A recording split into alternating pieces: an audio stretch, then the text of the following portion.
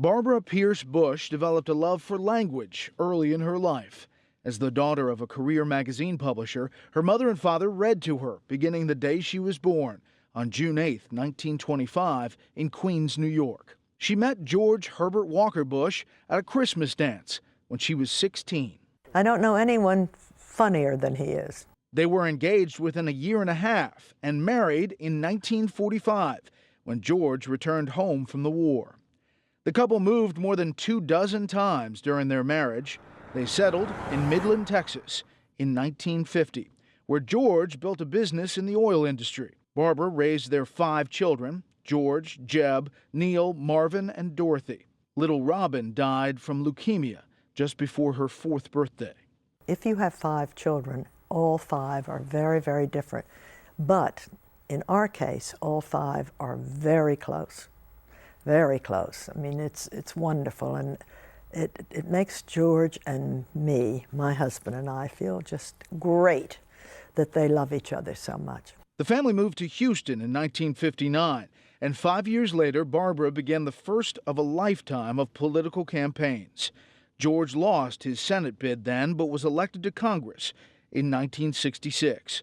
He was named ambassador to the United Nations in 1971, then served as chairman of the Republican National Committee, chief liaison to China, and director of the CIA by 1976. Her return to Washington during this time was said to be very difficult, and Barbara suffered from depression. George was elected vice president, serving under Ronald Reagan in 1980. Neil's diagnosis as dyslexic many years before had renewed Barbara's interest in language and reading skills, and she made it her platform as second lady to confront both child and adult literacy. I decided that I wanted to do something that would help George, that would help the most Americans possible without costing the government huge amounts of money. She became the first candidate spouse to address the National Convention when her husband was nominated for president in 1988. Barbara was a key asset to the campaign. Appearing in ads emphasizing her domestic and motherly roles, she had a reputation for being outspoken and was said to be actively involved in campaign strategy. But for the most part, she kept out of political discussions and controversies. As First Lady, Barbara remained committed to bettering the literacy rate, which she called the most important issue America had, and founded the Barbara Bush Foundation for Family Literacy. She also made countless appearances on national radio programs, stressing the importance of reading aloud to children, and wrote a few children's books. She was a strong advocate of volunteerism and worked to eradicate homelessness and the spread of AIDS.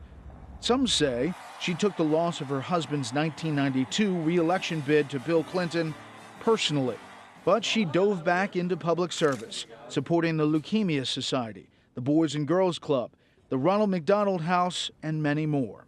I loved reliving the most exciting life you've ever known. I mean, it really is. Barbara Bush saw 2 of her sons, Jeb and George W., become 2-term governors of Florida and Texas, and George W.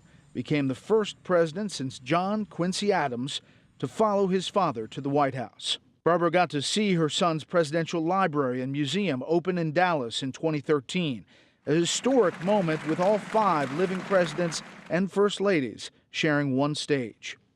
Around that time, there were rumors of her son Jeb making a run at president, and his mom famously said in the press, "We've had enough Bushes in the White House."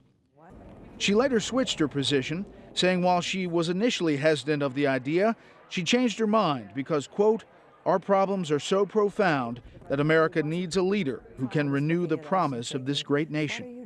With his mom's blessing, Jeb announced his candidacy for president in 2015.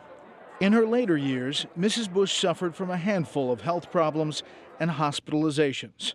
Looking back at her extraordinary life, few first ladies have been embraced by the American people like Barbara Pierce Bush, the matriarch of a modern-day political dynasty.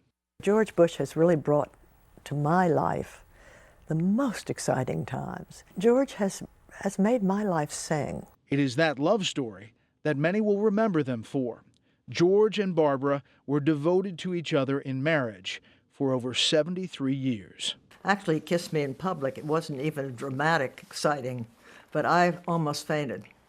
I was so excited. And that was it. That was it, for me. That's the guy. And still, Yeah.